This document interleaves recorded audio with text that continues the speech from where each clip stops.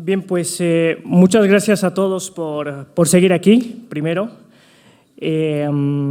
Vamos a abordar una cuestión como colorario de la jornada que me parece muy importante, que es el título de este panel es La custodia de un legado compartido, una visión desde Iberoamérica, que tiene como objetivo introducir algunas cuestiones muy importantes, interesantes, que vamos a discutir con los panelistas de primer nivel que nos acompañan hoy, alrededor de la defensa de una idea que va más allá incluso de una idea, que es un sentido de unidad que podemos denominar como Hispanoamérica. Y en ese sentido tengo a mi derecha a Liz Galván. Ella es fundadora y presidenta de la Fundación Patria Unida por un México Valiente. Es un movimiento que aboga por la defensa de la democracia frente al avance del socialismo y la imposición de la ideología de género. Uno de los valores que tiene Alice también en su trabajo de activismo es precisamente el poner sobre la mesa el papel de la mujer en la política en México. Ella ha sido también candidata constituyente por el Partido de Acción Nacional. Ella ha trabajado también como asesor en el Congreso mexicano y tiene un recorrido político y como os digo, académico muy interesante. A mi izquierda tengo a Francisco Iceta. Él es director de la Fundación Rioplatense de Estudios, FRI. Esta fundación es un think tank que se dedica a la formación en el ámbito del liberalismo, es la defensa de la libertad individual, la propiedad privada, el libre mercado, los límites al gobierno. Él es economista por la Universidad de Buenos Aires y máster en economía por la Universidad del CEMA, y además compagina su labor de analista y director del think tank como consultor de asuntos económicos y financieros. Y a su izquierda, Raúl Jara es jefe de liderazgo e impacto social por la Universidad para el Desarrollo de Chile. Raúl tiene un extendidísimo currículum académico. Él ha estudiado en diferentes partes del mundo, en la Universidad George Washington, en la Pontificia de Chile y aquí en Madrid, en la Autónoma de Madrid. Ha sido coordinador del Ministerio de Desarrollo Social de Chile y en 2015 fue reconocido como uno de los líderes jóvenes de su país, de los 100 líderes jóvenes de su país. Bueno, como os decía, es un tema que es muy interesante porque al final parece que ha estado relegado de la discusión pública el poner sobre la mesa este sentido de pertenencia, este sentido de unidad que nos antecede, que es precisamente la idea de lo hispano, de lo iberoamericano. Y justo lo comentaban en la mesa pasada, hace unos años se ha puesto de moda en el debate público también este concepto de polarización, ¿no? Que es dos polos antagónicos, enfrentados, irreconciliables, pero parece que en los últimos años ya no solamente estamos en esta lógica de polarización, sino más bien en un fenómeno multipolar, en un enfrentamiento multipolar donde entran en juego otros elementos, ¿no? Y donde la pérdida de valores, el sentido de pertenencia y de la virtud, que también lo comentaba Jorge en la primera sesión, es cada vez más evidente, ¿no? Él decía algo así como frente a la frustración con el pasado, frente a la frustración con el futuro o el presente, surge la rendición de cuentas con el pasado, ¿no? Y en ese sentido en ese análisis, precisamente vale la pena poner quizás dos cuestiones que se evidencian en este debate cíclico de defensa de lo que nos pertenece y este concepto de unidad que es lo hispanoamericano, que es el pesimismo, que es esta pérdida de valores, y por otro lado la negación de la historia, ¿no? O sea, ha habido a lo largo de todo este tiempo una negación, también pues, en base a una responsabilidad de las élites políticas y económicas en su día, que han denostado lo hispano frente a otros intereses que hoy también se hacen latentes, ¿no? Yo lanzo la primera pregunta en este sentido, poniendo de relieve esto, ¿no? O sea, a mí me gustaría saber cómo está México, cómo está Chile, cómo está Argentina en este momento, en la actualidad, en la defensa y reivindicación de estos valores, de esta virtud. Ali, si quieres, empezamos contigo. Perfecto, muchas gracias por la presentación, a Ceusefas por la invitación. Desafortunadamente, México, que es lo que me corresponde en la defensa de la hispanidad y de este legado común, está perdido. Y yo creo que no solamente es algo que se puede mencionar de México, sino de los países que compartimos, por algo que a mí me parece básico. Si analizamos la historia a lo largo de los años, ha sido la guerra entre el bien y el mal. Y el mal en las últimas décadas hay que reconocerle que ha sido inteligente y ha sido estratégico.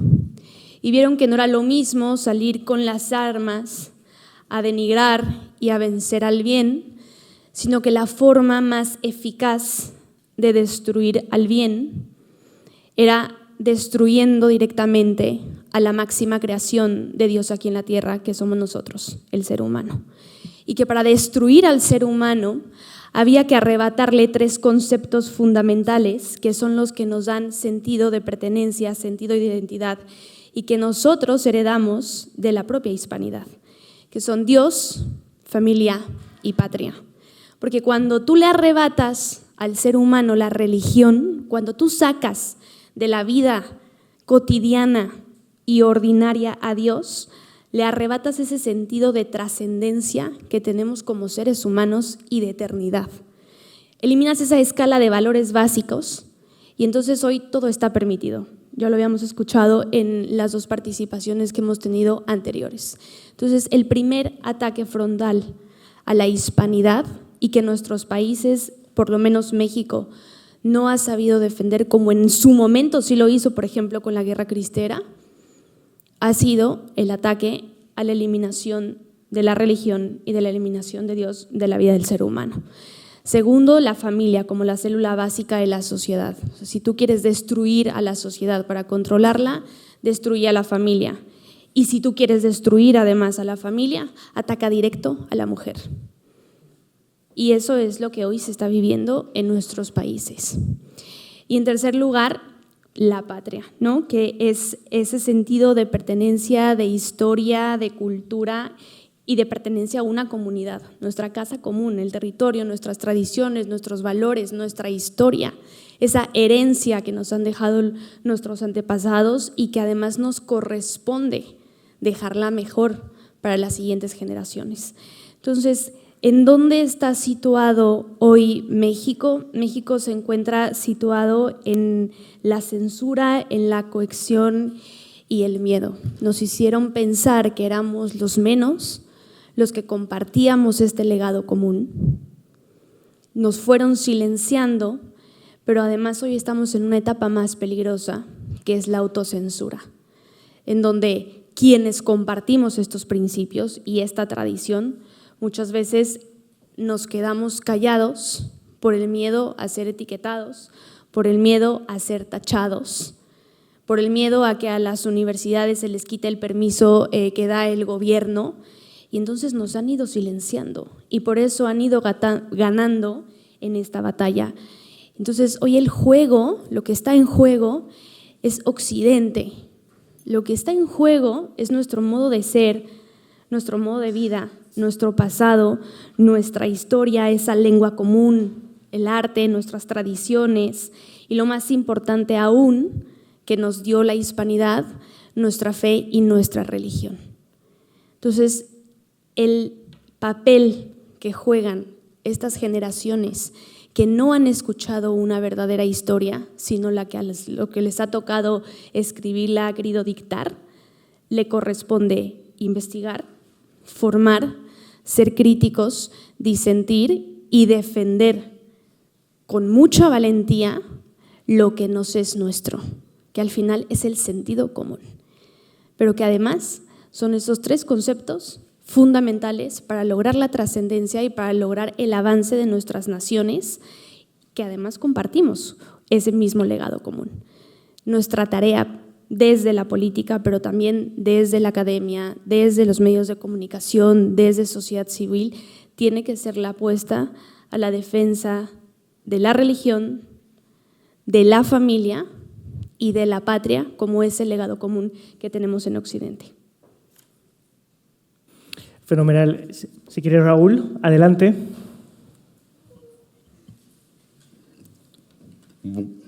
Bueno, primero que todo, quiero agradecerle a la audiencia. Un viernes, 8 de la tarde, hay que estar con bastante ánimo para estar acá, así que primero gracias a todos los que están presentes. Y en segundo lugar a CEDU, Cefas, Fernando, con mucho cariño. Aquí vemos un par de grupos de chilenos queriendo aprender de España, que siempre lo hemos visto como un ejemplo institucional, pero con mucha pena, igual puedo decirlo, estamos viendo como sus instituciones se están viendo un poco en peligro, entendiendo los principios básicos de la democracia y la libertad. Para mí me ha tocado hablar un poco de Chile y de lo que nosotros vemos. Para nosotros creo que podríamos coincidir con lo de Ramiro de Metsu en su defensa de la hispanidad. Para nosotros existe un legado completamente tangible en lo que es la sociedad chilena, pero por sobre todas las cosas en la construcción del Estado. En primer lugar, se ha intentado imponer un relato único sobre la hispanidad que niega el aporte cultural e institucional que entregó la monarquía en su momento. Y aunque existan problemas entre los países, especialmente de Latinoamérica hoy día, me imagino que han visto un poco los medios de comunicación, estamos presos por una fuerte presencia de narcotráfico, como así también crimen organizado. Siento que el legado que sigue existiendo es que aún existe una hermandad entre los países que viven en ese continente. Y eso viene propiamente tal del legado de la hispanidad y de la monarquía. ¿Y por qué? Porque existe un concepto aglutinador, así también amplia y sólida relaciones comerciales que dio en esta existente relación política e histórica estrecha. Así también no puedo dejar de lado hablar de la Iglesia Católica. ¿Por qué? Porque entregó una importante cultura e influencia institucional, político y social, que es innegable ver, aunque se quiera esconder. Se busca negar que algunos sectores, el faro que fue para la cultura occidental, pero sobre todo en el continente del cual nosotros pertenecemos, que es Sudamérica, una evangelización, que con sus principios y valores no es necesario ser católico, ni tampoco estar bautizado para entenderlos y vivirlos. Los vivimos todos día a día. Como por ejemplo, la igualdad de derechos, la prohibición de la esclavitud. Cuestiones que quizás se tienden a olvidar. O el concepto de bien común y Estado de Derecho, que como muchos sabrán y quizás algunos no, Chile es un Estado subsidiario donde su principio fundamental de la subsidiariedad es la búsqueda del bien común. Y nada menos, así también, por ejemplo, el legado del recurso de amparo y los derechos del niño, que es algo que uno dice que día, eso está per se. Bueno, pero no olvidemos de dónde viene, de dónde se traspasaron. Sumado a ello, otro tema bien importante que en Chile al menos ha pasado, la riqueza de la lengua española, pero en Chile estamos con unas generaciones que hablan un poco con un lenguaje inclusivo, olvidando y cambiando un poco lo lindo primero del español, de nuestra cultura y de lo que nos identifica. Y por último, bueno, nuestro mestizaje, que finalmente y claramente venía muy impulsado por las intenciones que tuvo la Reina Católica y que tiene que ver con algo que hoy día somos. Finalmente, todos los países que conformamos Hispanoamérica, Latinoamérica y Iberoamérica, se terminó conformando una nueva civilización.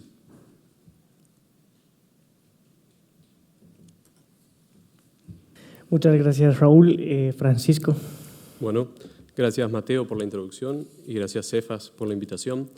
Mi objetivo es hoy poder contarles un poco cómo es desde Argentina la defensa de este legado compartido y en base a lo que charlamos con Mateo cuando preparábamos este panel, ligarlo un poco con la coyuntura política actual y con el título que tiene hoy el Congreso, que es el tema de los jóvenes. Entonces, para empezar, podemos decir que Argentina es un país arraigado en estos valores. Es un país que ha sabido defender este legado heredado hace cientos de años, lo cual no quita el avance que estamos sufriendo de la izquierda y de la agenda woke, por no decirle progresista, como decíamos antes, en el clímax woke, ¿no?, de los años 2018, 19, 20, 21, con la pandemia, que han encontrado eso como excusa para imponernos toda esta agenda. Bueno, en Argentina encontró tierra fértil en esa época. Era la época del gobierno de Macri, que se suponía un gobierno de centro. Bueno, era quizás un poco más de izquierda que de centro, tanto por los partidos aliados de la coalición, que eran propiamente de izquierda, como referentes mismos ahí dentro del feminismo, referentes del cambio climático y bueno, todas estas cosas. Mismo en esa época fue que se empezó a dar el debate por el aborto. Y bueno, obviamente después luego con la llegada nuevamente del kirchnerismo en el 2019, bueno, ya encontraron un vehículo perfecto para acelerar aún más, ¿no?, toda esta imposición, con el Ministerio de la Mujer, de las minorías, ley de cupos, bueno, todo un montonazo de cosas. Por suerte ahora recientemente llegó un nuevo gobierno que puso un freno a todo esto, y digo por suerte, digamos, por dos cosas. Primero, porque ha sido un freno rápido y efectivo a este avance. Y segundo, porque quizás nos hace pensar que, bueno, en verdad quizás la izquierda y la agenda woke no era tan mainstream como creíamos, no eran tan la mayoría. Quizás en los medios y en las redes percibíamos eso y nosotros también muy fácilmente nos dejábamos imponer esas cosas. Pero al final, digamos, este nuevo gobierno ganó hablando abiertamente en contra de todo esto, ¿no? Milei habla abiertamente en contra de la Agenda 2030, del aborto, del cambio climático. Y cualquiera de nosotros hubiese creído hace unos años atrás que, bueno, un candidato que quisiera ganar tenía que evitar algunos temas, ¿no? Y al final no, bueno, era una mentira. Quizás, como decía un poco Alice antes, era como una autocensura de creernos que, bueno, que somos menos y que la izquierda ha avanzado y son la mayoría. Bueno, por suerte Milei quizás demostró eso. No vamos a creer que ganó únicamente por esto, ¿no?, por la cuestión de los valores. Obviamente habrá ganado por toda una serie de cosas que se van a votar por él, pero algo que sí es palpable y que sí podemos ver hoy es que a 6 meses de su gobierno, con un ajuste económico importante en el medio, su imagen positiva sigue siendo la misma que cuando asumió. O sea, quizás la gente votó algo más que un simple cambio económico. Pero, bueno, tampoco vamos a creer que todo arrancó con Milei, ¿no? O sea, hay que reivindicar y digamos, a todas las personas, organizaciones, fundaciones que vienen trabajando en estas ideas hace mucho tiempo antes, ¿no?, que Milei, que lo venimos haciendo, sí, hace tiempo, quizás no de manera tan efectiva como él, digamos, quizás había que gritar un poco más, ¿no?, pero sí son muchas las personas y las organizaciones que hace tiempo que vienen trabajando en estas ideas, no es que todo comenzó ahora. Pero hablando de este cambio, ¿no?, de paradigma, incluso lo vemos mismo en el discurso y en el personaje mismo, ¿no?, del presidente, cómo ha ido mutando, porque nosotros lo conocimos hace 10 años como un economista que iba a la televisión a hablar de economía, de matemáticas, de cerrar el Banco Central, de las bondades del capitalismo. Y hoy yo creo que más que referente económico, él se ve como un referente de estos valores, de la defensa de los valores de Occidente, ¿no? No dejó de ser economista y sigue trabajando todo eso también, ¿no? Pero creo que él ve más que su misión hoy va por ese lado, ha tomado esa agenda, ¿no?, digamos, para gratitud nuestra también, que quizás lo veíamos al principio como un poco más libertario y, bueno, hoy creo que está bastante cerca de ideas más conservadoras. Incluso desde la época en que él asume como diputado se creía que a la interna del partido podría haber como una diferenciación o una ruptura entre más los conservadores y los libertarios, y bueno, digamos, no es tan así. la agenda, digamos, de nuestros valores, la agenda conservadora es como una gran columna vertebral de todo el gobierno. Mismo nosotros desde la Fundación estamos armando una coalición conservadora con gente del Ejecutivo, del Legislativo, o sea, sigue estando muy presente todo eso. Y a la vez el cambio que generó fue transversal a todo el espectro político, o sea, fue bastante importante. Incluso dentro del peronismo, por ejemplo, hoy toman mayor relevancia o toman más protagonismo los sectores peronistas conservadores que los peronistas más progresistas o de izquierda. No, ustedes saben, el peronismo es como cualquier cosa que puede ser de izquierda, derecha, todo. Pero bueno, hoy ganan más lugar incluso dentro del peronismo los sectores conservadores. Entonces, quiero decir, ha sido un sacudón importante dentro de todo el espectro político. Pero entonces, para ligar esto con el tema de los jóvenes, ¿no? que da título al Congreso, vemos por ahí esta nueva oleada, ¿no? de nuestras ideas resurgir un poco. La pregunta es cómo hacer entonces de acá en adelante para que no se vuelva a perder, ¿no? Y ahí es cuando aparece en la cabeza la idea de los jóvenes. Que en Argentina los jóvenes han sido muy atacados todos estos últimos años. En Argentina, no solo por la cuestión, digamos, social, cultural, con la Agenda 2030, que sin duda que fue una saturación para muchos jóvenes, al punto que ya muchos no quieren saber más nada de eso. Digo, han sido atacados también, digamos, económicamente. Hoy un joven en Argentina ni se piensa en comprar una casa, ni sueña con eso. Su calidad de vida ve cómo se va deteriorando y mira a otros países y ve que se puede vivir con un poco más de previsibilidad, un poco más de estabilidad.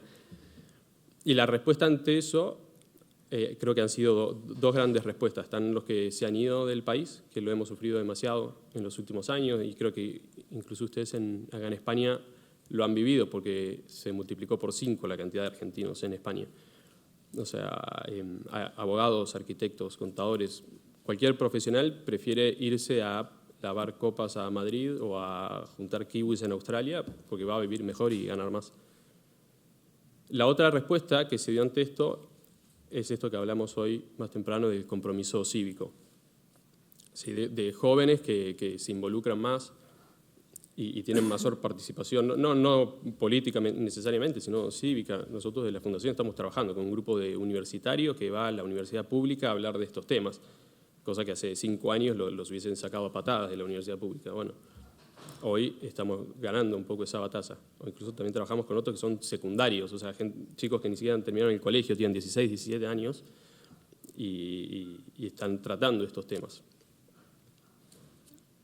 Y para que no crean que por ahí es como una percepción mía, digamos, hay un dato de la realidad de este cambio de paradigma, que es el que digo que estamos viendo y que tenemos que aprovechar. En el 2013 se acercaban las elecciones legislativas y el kirchnerismo impulsó un cambio en la ley electoral, porque hasta ese momento solo se podía votar a partir de los 18 años en Argentina. Bueno, impulsaron un cambio para que se vote a partir de los 16 años. ¿Por qué? Porque se sabía que todos los jóvenes en ese momento eran kirchneristas. No sé, el 90% de los jóvenes de 16 a 25 años en esa época, 10 años atrás, eran kirchneristas y por eso impulsaron esa ley. Bueno, hoy la cuestión, digamos, se dio vuelta, ¿no? Y sabemos que los jóvenes hoy están mucho más cerca de nuestras ideas y bueno, es lo que tenemos que aprovechar. Entonces, en conclusión, así como dije antes que por ahí hace 5 o 10 años había terreno fértil en Argentina para las ideas más de izquierda, creo que hoy hay terreno fértil para nuestras ideas, nuestros valores, esto que hablamos de la hispanidad y que son esos valores. Hay terreno fértil para eso, entonces bueno, hay que saber aprovecharlo, trabajar con los jóvenes, trabajar, como decía Elio hoy más temprano, con la palabra, con la formación, para hacer que eso siga proliferando y continúe así, no se vuelva a perder. Y sobre todo que no sea, digamos, propiedad de un partido único, digamos, ahora en Milei, pero bueno, que dentro de unos años sea otro gobierno, otro presidente, pero que nuestros valores no retrocedan, sino que sigan ganando lugar. Muchas gracias, Francisco. A mí me ha gustado mucho una cosa que has dicho, Alice, que es precisamente la base de ese sentido de pertenencia y de identidad que es Dios, familia y patria, ¿no? Yo creo que México ha sido uno de los países que más ha experimentado en los últimos años los embates del populismo y además vinculados con este desarraigo, ¿no? del que estamos discutiendo. De la mano de López Obrador, ¿no? Entonces, yo te quería preguntar cuál es la situación, ¿no? Ahora, bueno, ha ganado Morena otra vez en las últimas elecciones presidenciales. ¿Seguirá esta misma lógica? ¿Cómo se puede combatir, ¿no? ¿Cómo podemos reivindicar en este contexto político en el que está México estos valores a los que hacía referencia? Con la verdad. El problema en México y el resultado de las elecciones del domingo 2 de junio ha sido consecuencia del abandono completo en la defensa de estos principios, no solamente por parte de Morena, por parte de quien encabezaba la propia oposición. Tuvimos tres candidatos, ya estoy quitando el tercero al pobre, tuvimos 3 candidaturas que en el debate peleaban por ver quién era más de izquierda, que peleaban en un país con más de 50 millones de pobres y en donde 10 millones de mexicanos viven en pobreza extrema, la política económica era ver quién podía regalar más dinero fácil, directo al ciudadano, es decir, quién podía comprar el voto de los ciudadanos, en lugar de ver quién incentivaba a la inversión nacional, a la inversión extranjera, al trabajo, al esfuerzo y a la meritocracia. Esos eran los debates que teníamos en el país. Si tú no conocías a los candidatos, les ponías la misma voz y tachabas el logo de los partidos políticos, no podías identificar quién era el de derecha y quién era el de la izquierda. Si no se presentan partidos políticos con una verdadera identidad en principios, que cumplan verdaderamente lo que en papel dicen sus principios, su doctrina, es que para la gente eso se vuelve inservible, porque el ciudadano quiere votar al definido, quiere saber que va a votar al que defiende la vida, al que defiende la familia, al que defiende la libertad económica, al que defiende la propiedad privada, no al que se ha comprado el discurso de la Agenda 2030, del wokismo, de la ideología de género que pretende vendernos libertad, pero lo único que ha censurado es la libertad del ciudadano. Lo único que ha permitido es la denigración propia del ser humano. Y el ciudadano ya está cansado de eso. ¿Cómo podemos combatir a este gobierno populista, aliado al crimen organizado? No solamente aliado, trabaja con ellos, es el crimen organizado quien hoy está gobernando desafortunadamente nuestro país, con partidos que verdaderamente representen los principios conservadores y no traten de ganarle a la izquierda con más izquierda, porque quien vota a la izquierda va a votar al original, no a la copia, así de sencillo. El ciudadano quiere la verdad y quiere políticos que verdaderamente sean congruentes con lo que piensan, con lo que dicen y con lo que hacen. Necesitamos líderes que verdaderamente defiendan estos principios sin miedo y sin censura. La corrección política ha denigrado por completo la profesión política. Hoy en México dices que trabajas en política y ya eres el corrupto, el ratero, bueno, ahora ya hasta narcotraficante significa ser político. ¿Por qué? Porque lo han permitido la mayoría. No quiero generalizar, hay gente buena todavía dentro de esos partidos, pero han sido silenciados dentro de sus propios partidos. Hay principios políticos y morales que han sido eliminados completamente del debate público.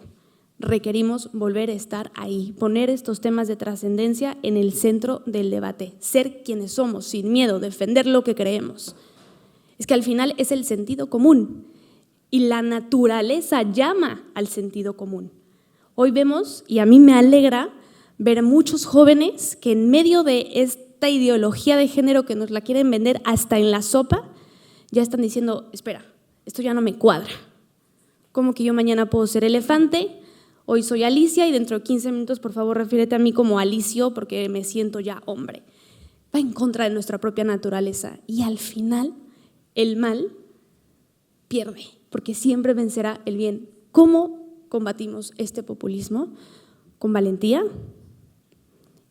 en la defensa de la verdad. Y requerimos ser pacientes, porque nos han ganado la batalla. Por eso los resultados electorales, porque no solamente estuvieron en la política, porque estuvieron en la academia, están en medios de comunicación, en la cultura. Lo que requerimos es comenzar a regenerar y a reconstruir desde la comunidad y desde la célula básica, la familia, la formación de ciudadanos en estos principios para realmente tener la estructura de un movimiento conservador. Cuando tú formas ciudadanía, entonces tienes gente que busca la elección de políticos que representen la verdadera virtud de la política. Y requerimos formar nuevamente políticos que apuesten a máximos y no a medios, porque el conformismo en lo menos peor nos ha llevado a tener hoy en peligro la democracia y con democracia la libertad de los ciudadanos mexicanos. Requerimos estructura, requerimos formación de líderes políticos, formación de ciudadanía y requerimos ser inteligentes y estratégicos en la narrativa, porque hemos perdido la narrativa. Y mientras sigamos en ese carrusel, será difícil poder ganarles. Gracias, Alice. Bueno, hay una frase que yo la voy a cambiar un poco, que es: cualquier parecido con la realidad de España no es pura coincidencia. Como veréis, es el mismo, nos enfrentamos a los mismos problemas en ambos lados del Atlántico. Raúl, a mí, yo me acuerdo que, corrígeme el año, pero el 2019 fue el estallido social en Chile. Ese fue un fenómeno extraño para un país como Chile, un país paradigmático, un país con un crecimiento económico brutal, con una estabilidad institucional, yo creo que incomparable con los países de la región, realmente envidiable, ¿no? El sistema de seguridad que tenía Chile, ¿no? Y en un país así vemos un fenómeno como este, el estallido social, donde ya no hablamos de polarización, sino de atomización, porque empezaron a ver, yo me acuerdo cuando veía cada día, había una denuncia nueva de la sociedad o de los grupos que se manifestaban, y ahí entró muy fuerte el tema del indigenismo, ¿no? Y este teatro que a las estatuas de Colón les poníamos les hacíamos un graffiti como modo de protesta, ¿no? A ver, si nos puedes contar un poco cómo lo viviste.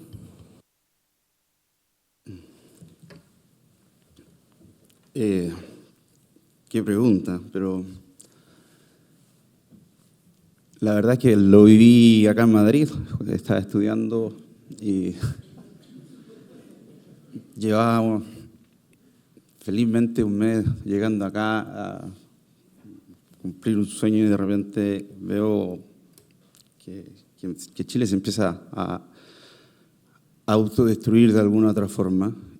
No puedo negar que sentí un miedo profundo y una pena profunda, incluso pensé en volver, precisamente porque me sentía abandonando algo que me dedico yo en la universidad, que es la formación de líderes. Y una clase con un profesor que estuvo con nosotros ayer me dijo, estábamos en clase cuando me dice: Raúl, ¿te puedo hacer una pregunta? Obvio que sí, profesor. ¿Qué tienen contra Pedro de Valdivia que lo están pateando en el suelo en una plaza? Y en ese momento, obviamente, aparte de vergüenza, le dije: lo más probable, profesor, es que no sepan a quién están pateando.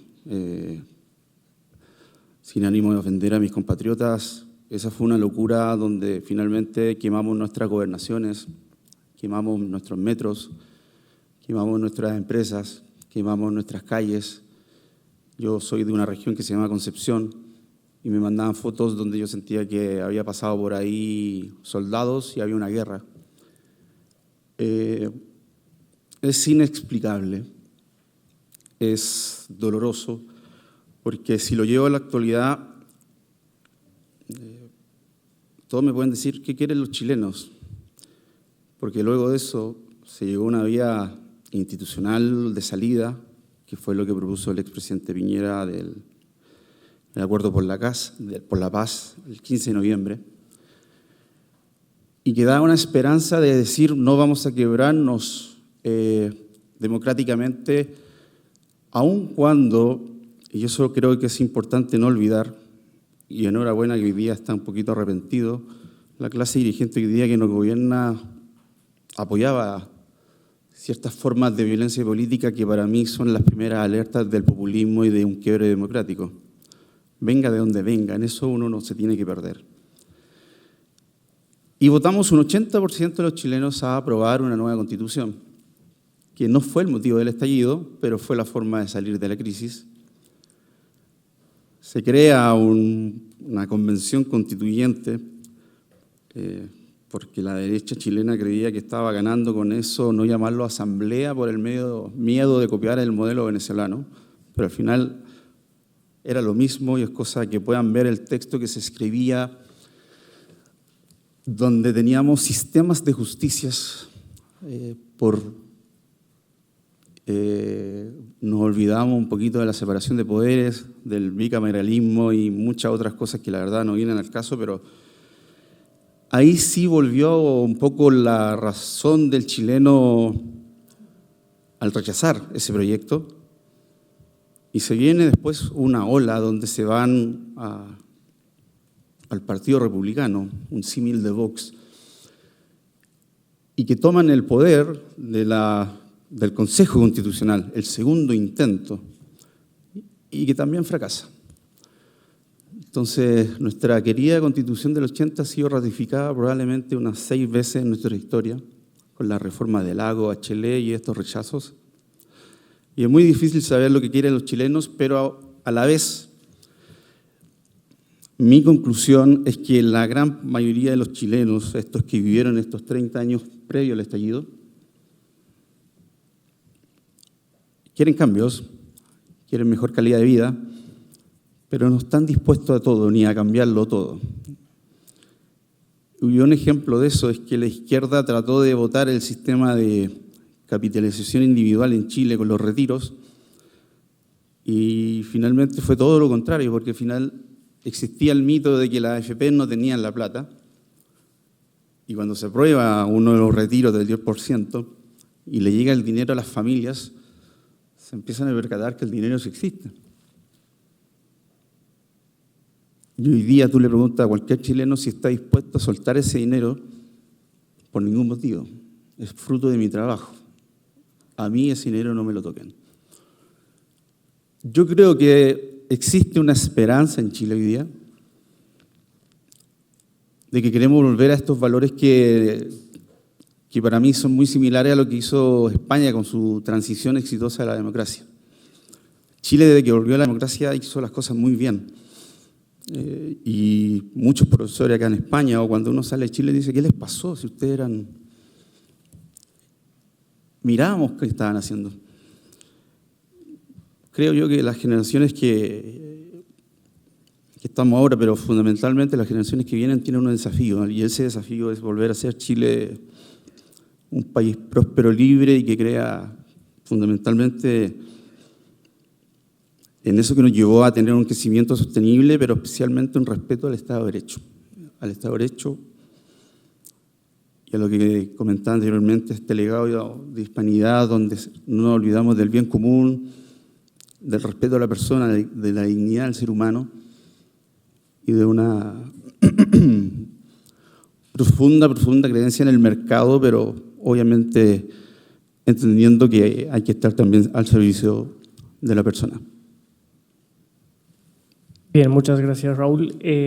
Francisco, a mí me ha parecido una frase interesante que has dicho en tu intervención, que es Argentina es un país arraigado en el proceso de pertenencia, ¿no? Es quizás también un ejemplo paradigmático de decadencia en el sentido de antes de 1945, cuando llega Perón, es un país, una potencia mundial, y hay un proceso en medio, desde el peronismo, que trasciende incluso a un problema quizás moral, de la sociedad, ¿no? Y es una decadencia que hasta ahora, después de 70 años, es evidente todavía en la sociedad argentina. Milei acaba de llegar al poder. Todavía Argentina es una sociedad dividida, con grandes desafíos por delante. No sabemos, bueno, ahora se habló cuando llegó Milei de un experimento, pero ahora podemos hablar de un proceso. ¿Tú crees que este proceso de gobierno político, de la administración de la cosa pública, que en parte obviamente representa Milei, va en línea con la defensa de estos valores de los que estamos discutiendo?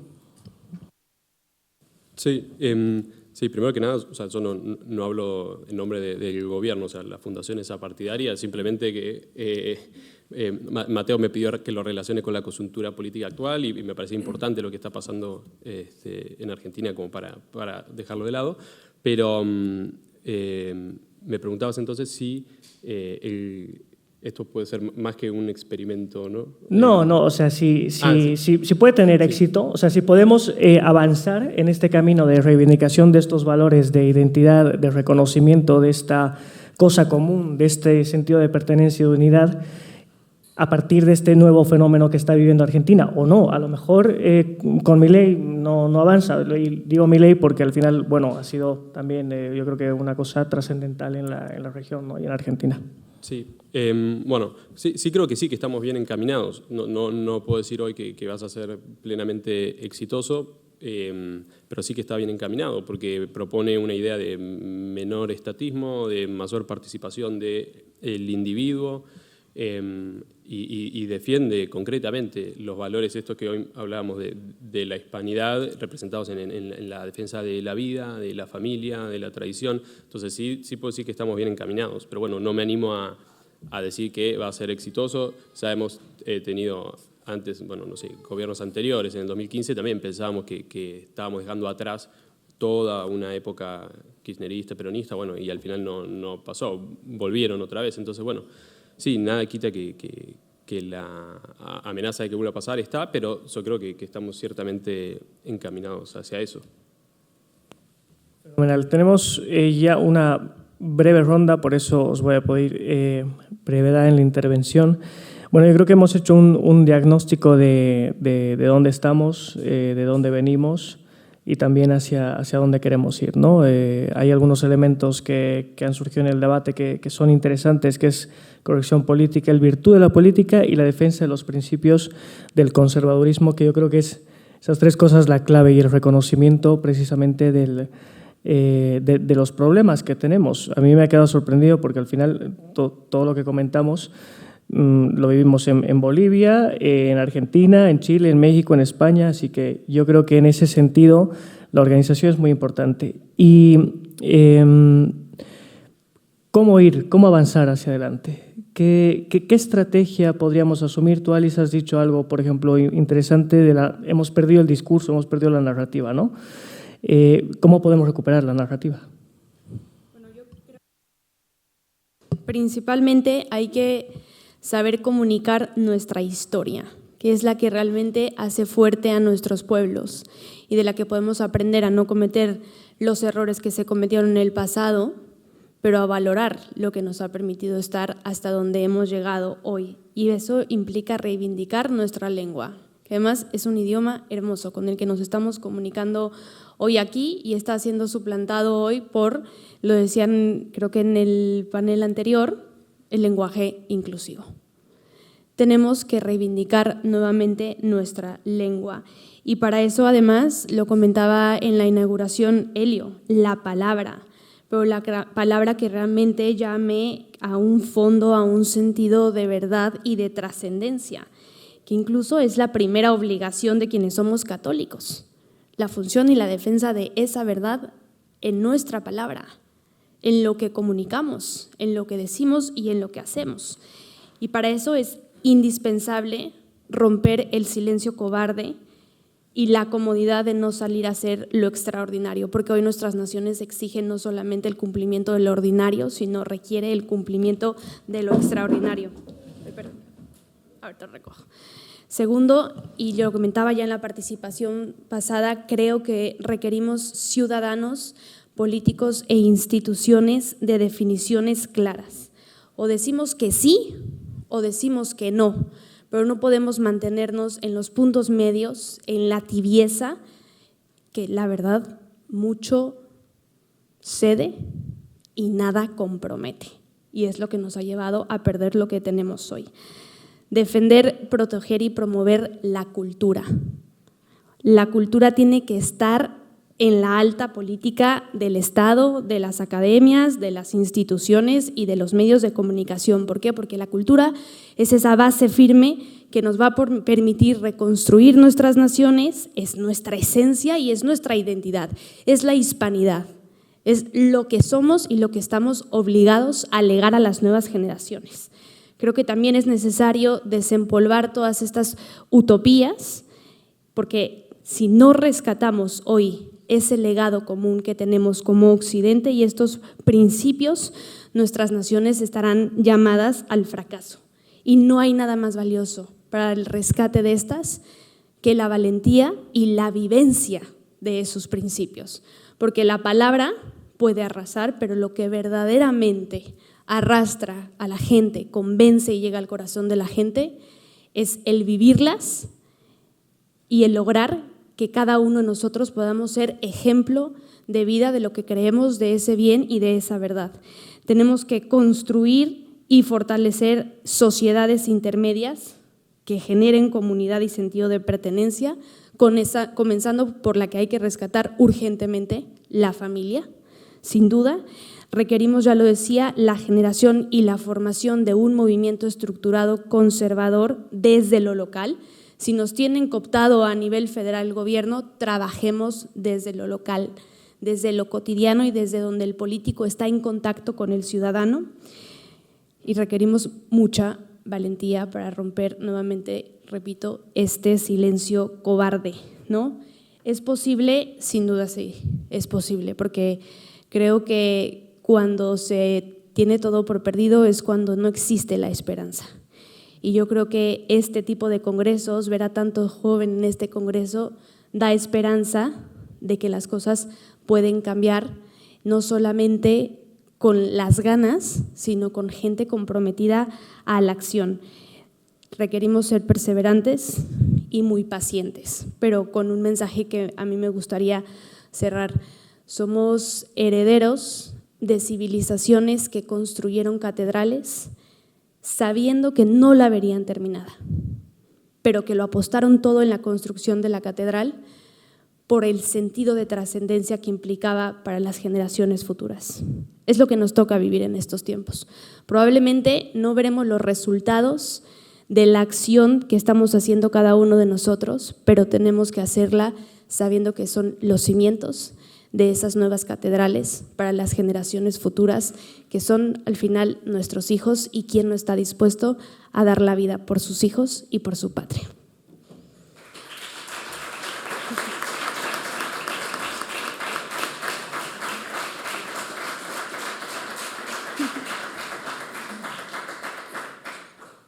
Bien, Raúl, Francisco, ¿cuál debería ser la estrategia a seguir adelante, ¿no? Por ejemplo, Francisco comentaba esto del reconocimiento de Occidente desde la estructura social de Argentina, una sociedad arraigada. Hay algunos autores que establecen que el descubrimiento de América ha sido fue la primera globalización, ¿no? Entonces, si no es precisamente la reivindicación de estos valores lo que es Occidente, entonces, ¿qué es Occidente? ¿Cómo podemos avanzar? ¿Cuál es la estrategia? La pregunta para los dos, el que quiera intervenir, adelante. Yo, bien breve, anoté 3 cosas que creo que son las claves para poder recuperar ciertos valores para principios democráticos, sociedad que crea la libertad. Lo primero, llevarlo un poquito al contexto chileno, con unos datos bien pequeños, pero que son bien decidores. Después del estallido nosotros quedamos un poco fracturados. Se pensaba que era la élite la que estaba polarizada, pero bajó. Datos, un 82% cree que existe un gran conflicto entre la derecha y la izquierda, un 81% entre el gobierno y la oposición, y lamentablemente también hoy día un 78% entre los chilenos y los migrantes. Y más preocupante todavía, lo que produce asombro es que solamente un 1% de confianza tienen los partidos políticos, el Parlamento, por lo cual es un poco raro porque son precisamente las personas que se sienten muy ensimismadas hoy día tomando el poder. Y la verdad que probablemente ese 1% es la familia, pero nadie sabe de dónde está. Y lo más preocupante sí es que la mitad de los consultados no está dispuesto a conversar con alguien que piense distinto. Y eso probablemente es uno de los datos más preocupantes que tenemos en Chile, y lo primero que creo que tenemos que reencontrar, ya sea del legado de nuestras instituciones, del legado de la historia hispánica, iberoamericana, es reencontrarnos. Este concepto que hablaba al comienzo de la hermandad, de entender que podemos mirarnos de frente. Yo soy convencido que la mejor etapa de Chile después de volver a la democracia fueron los acuerdos, poder conversar y tener unos mínimos comunes, independiente que después el gobierno de turno pueda aplicar sus leyes, que siempre sea primero con base a respeto a la persona, a la dignidad humana y una sociedad de la cual estemos de acuerdo todos. Lo segundo, soy un convencido del rol de las instituciones. El check and balance, la separación de poderes es esencial. Tener instituciones autónomas que no estén cooptadas por políticos, algo que hoy día he visto en España lamentablemente, es clave. Es clave tribunales de justicia libres, autónomos, un banco central también, una contraloría, y así, organismos que sean claves, que sean completamente autónomos e independientes. Y por último, ya sean valores, creo que no hay que transar nunca los principios básicos de una democracia, que es la libertad, igualdad, el pluralismo y la tolerancia. Muy corto, digo lo siguiente, en esto que hablamos, ¿no?, de la hispanidad y de Iberoamérica como faro de los valores de Occidente también, si bien acá cada uno de nosotros habló de su propio país, no es que en Iberoamérica cada uno mira su país y listo, digamos, hay cierta conexión y preocupación por lo que le pasa al resto de los países. Cuando pasaban los líos esos en Chile, digamos, en Argentina nos preocupaba, cuando pasó en Colombia lo mismo, cuando gana Lula en Brasil.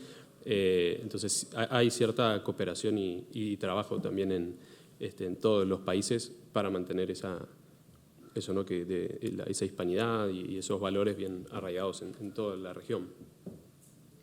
Bien, pues hemos llegado ya al final de este panel. No sé si tenemos tiempo para una o dos preguntas. Sí, vale. Brevemente, porfi, porque tenemos que ir a cenar. Sí, yo creo que todos queremos en estos momentos ir a cenar. Voy a ser muy breve. Mi nombre es Si te puedes presentar, fenomenal, porque perdón. Así. Bueno, me presento, mi nombre es Isidora, yo soy chilena, me encuentro ahora haciendo el programa de liderazgo internacional acá en Madrid junto con estos increíbles líderes y futuros líderes de la Universidad del Desarrollo. Muchas gracias por darnos la oportunidad de estar acá y muchas gracias a ustedes por exponer lo que está pasando en sus países, que en realidad es bien, en algunos casos distintos, pero se están repitiendo patrones bien comunes a lo largo de Latinoamérica.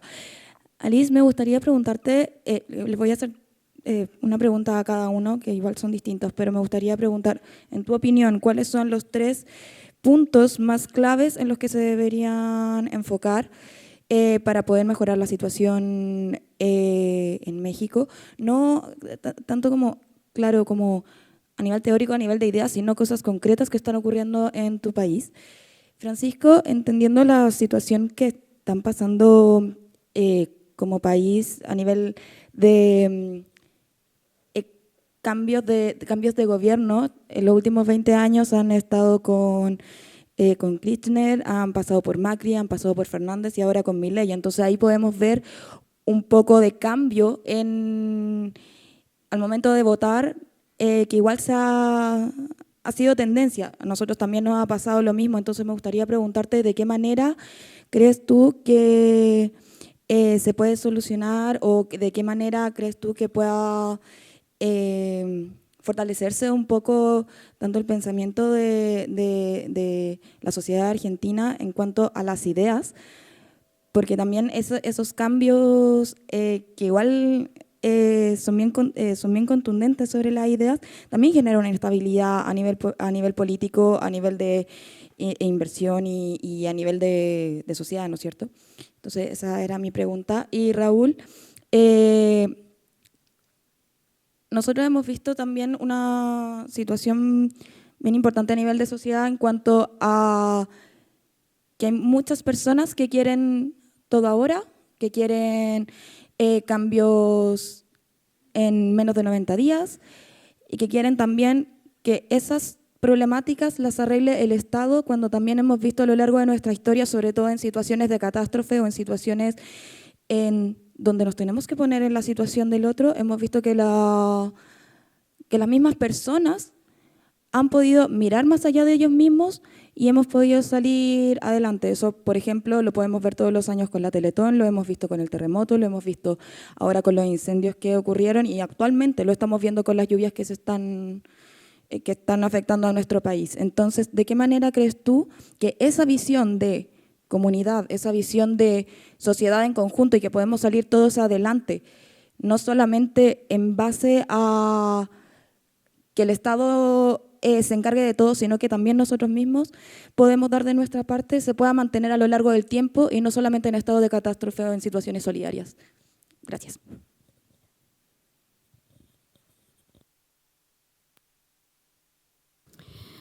Pobreza e ignorancia son la herramienta perfecta para la izquierda llegar al poder y controlarla. Así que primero tenemos que combatir la pobreza con economía, con inversión, protegiendo la propiedad privada para que exista realmente seguridad jurídica, que se cumpla el Estado de Derecho en nuestros países y los grandes empresarios no tengan miedo de llegar a México con un gobierno que el día de mañana puede sacar una consulta popular y decir se acabó este proyecto independientemente de los contratos firmados que existan.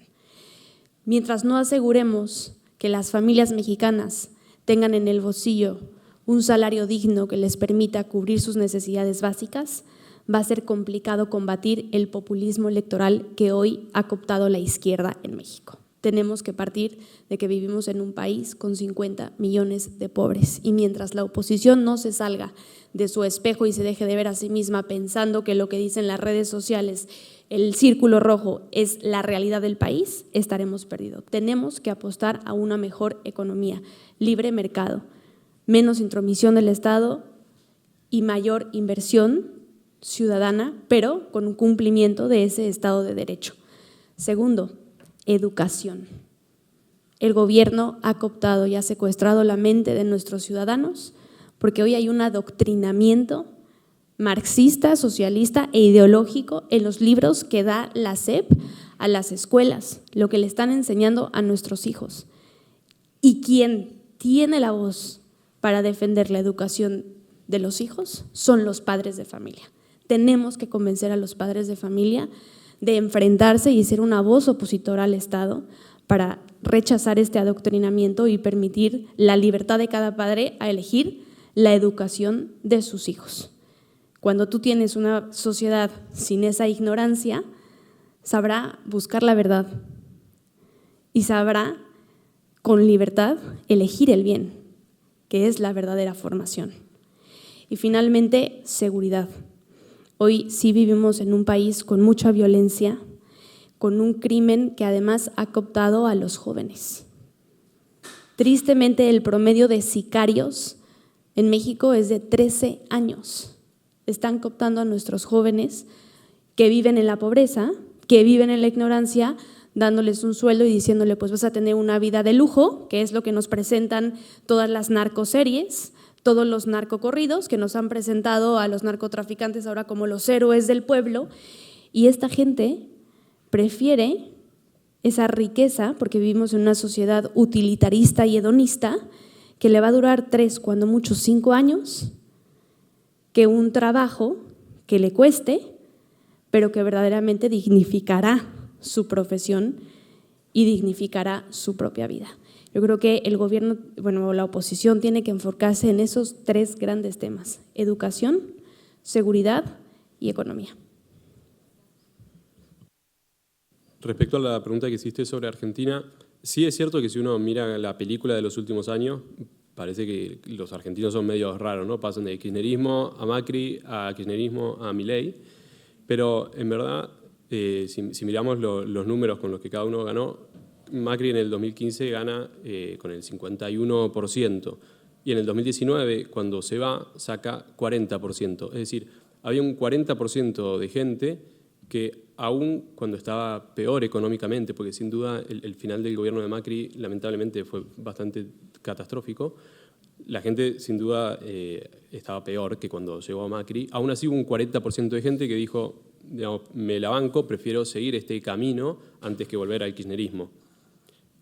Después, luego lo mismo, en el 2023, cuando gana Milei ahora, también con el 54%. Es decir, no es que todo el mundo va pasando de un partido al otro. Creo que hay una mitad, por lo menos, más de centro-derecha, que en su momento eligió a Macri, ahora a Milei.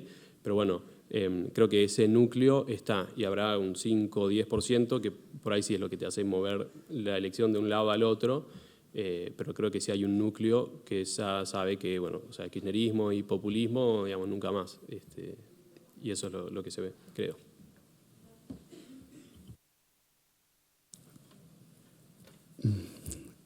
El otro día, volviendo un poco a la encuesta, pero brevemente, se le preguntaba a los chilenos qué consideraban ellos como largo plazo. Y la respuesta fue 90 días. Entonces todo se quiere ahora. Y nos hemos olvidado un poquito de probablemente las generaciones, en este caso la de mis padres, que fue la cultura completamente del esfuerzo que sacó Chile adelante. Entonces, para mí existen 4 cosas claves que hay que volver a retomar. Primero, el principio de la meritocracia, que volvamos a premiar de verdad a quien se esfuerza. Hoy día tenemos políticas públicas en una ocasión donde no se pueden reprobar a los niños, donde tienen que pasar de curso o sí, y no sé dónde está el incentivo, el esfuerzo al estudio. Un Estado subsidiario que sea capaz siempre de estar llegando sí donde no está llegando el privado, y ese es el principio del bien común del cual me refería al comienzo. La cultura del empleo, que finalmente es la fórmula para dar la dignidad a la persona humana y finalmente que aporta, aparte de dignidad, también crecimiento económico. Y por último, una fuerte participación siempre de la sociedad civil. Y si yo la mencionaba la Teletón, y la Teletón, para contarles brevemente, es un centro manejado por privados donde la sociedad civil aporta y donde hemos ayudado a miles y miles y miles de niños, y que si eso estuviera en manos del Estado, lo más probable es que no estaría funcionando. Entonces, creo también en la participación profunda de la sociedad civil en todo tipo de Estado y sociedad. Bien, pues muchas gracias a todos, Alice, Francisco y Raúl. Un aplauso.